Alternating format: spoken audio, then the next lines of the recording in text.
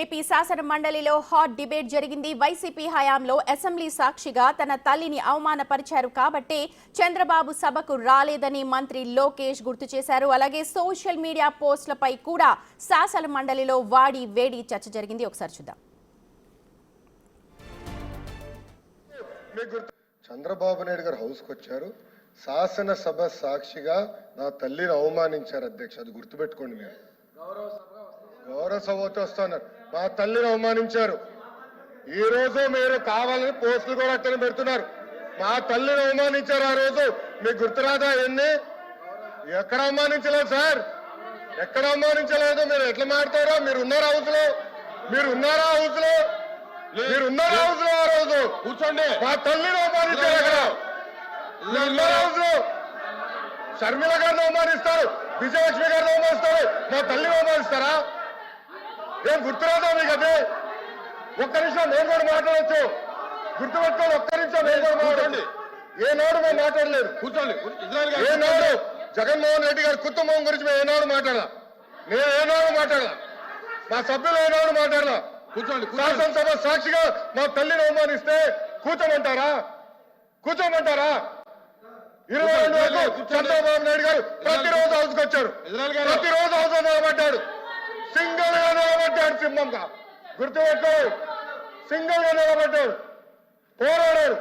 ఆ రోజు మా తల్లి అవమానించారు కనుకనే బాధ తట్టుకోలేక సభ బైకాట్ చేసి బయటకు వెళ్ళారు. కానీ ఎమ్మెల్యేలు ఉన్నారు ఇక్కడ. నిమ్మల రామారెడ్డి గారు వెళ్ళారు, స్వామి గారు ఉన్నారు, ఇతర గొట్టపాటి రవి గారు వెళ్ళారు. అది మాకున్న చిత్తశుద్ధి అండి. ఈ రోజు మీ ఎమ్మెల్యేలు ఎందుకు రావట్లేదని అడుగుతున్నా. 10 మంది జగన్మోహన్ రెడ్డి కాకుండా, జగన్మోహన్ రెడ్డి గారు కాకుండా 10 మంది ఉన్నారు, రాలేదు. మా తల్లిని అవమానిస్తే ఏం కూర్చోమంటారు? ఇంకా మాట్లాడతాం. మేము మనుషులు కాదా? సొంత తల్లి అవమానించారు సార్. ఆ రోజు మాడుకుండా కూర్చోమంటారు. అయితే తెలియకుండా ఏదంటే అది మాడితే ఎట్లా అధ్యక్ష? రైట్. వాడి వేడిగా జరిగిన ఏపీ శాసన మండలికి సంబంధించిన అప్డేట్స్ అందించడానికి మా ప్రతినిధి శివ సిద్ధంగా ఉన్నారు. శివ, నిజంగా చాలా వాడి వేడిగా జరిగింది సభ. అలాగే వైసీపీ సభ్యుల తీరుపై తీవ్రంగా మండిపడ్డారు లోకేష్. మీ దగ్గర ఉన్న సమాచారం చెప్పండి.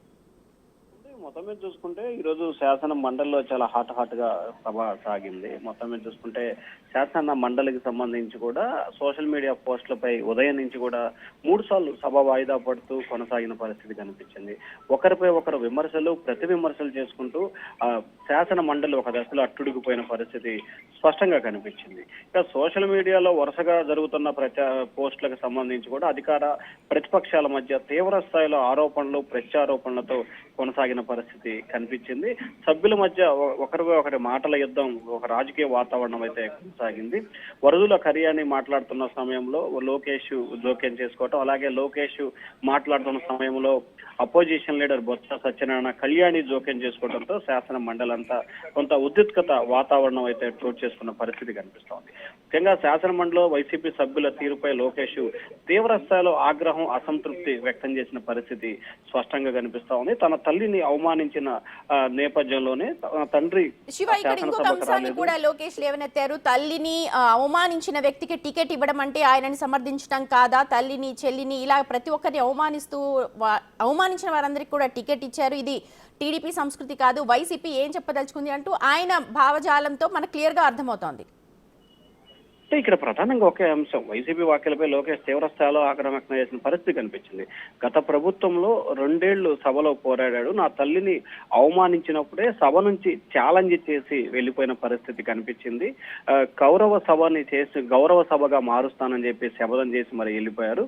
వైఎస్ఆర్సీపీ ఎమ్మెల్యేలు ఎందుకు సభకు రావటం లేదో చెప్పాలని చెప్పి కూడా గట్టిగా డిమాండ్ చేశారు. మరొక వైపు తమ అధినేత చంద్రబాబు తన తల్లిని అవమానించడం మూలంగానే శపథం చేసి వెళ్లిపోయాడు.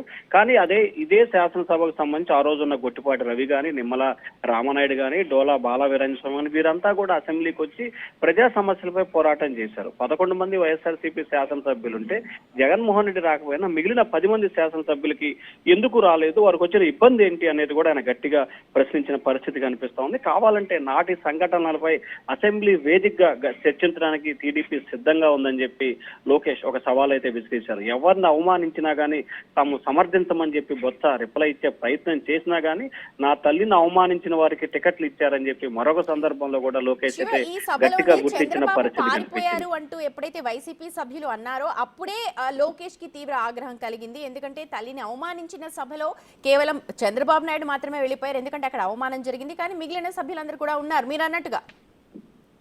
సో అదే మొత్తం మీద చూసుకుంటే వైఎస్ఆర్సీపీకి సంబంధించి చర్చ జరుగుతున్న సమయంలోనే తన తల్లికి అవమానం జరిగింది కాబట్టి తన తండ్రి ఒక్కడే అసెంబ్లీలో శపథం చేసి వెళ్ళిపోయాడు, ఎమ్మెల్యేలు అంతా ఉన్నారు. కానీ ఇప్పుడు వైఎస్ఆర్సీపీకి సంబంధించిన ఎమ్మెల్యేలు ఎందుకు అసెంబ్లీకి రావట్లేదు, ఎందుకు చర్చలో పాల్గొనట్లేదు? శాసన మండలిలో మాత్రం మీరు బలం ఉందని చెప్పి వస్తున్నారు, కానీ శాసనసభకి ఎందుకు రావట్లేదు? అంటే బలం ఉంటే వస్తారు, బలం లేకపోతే రారా?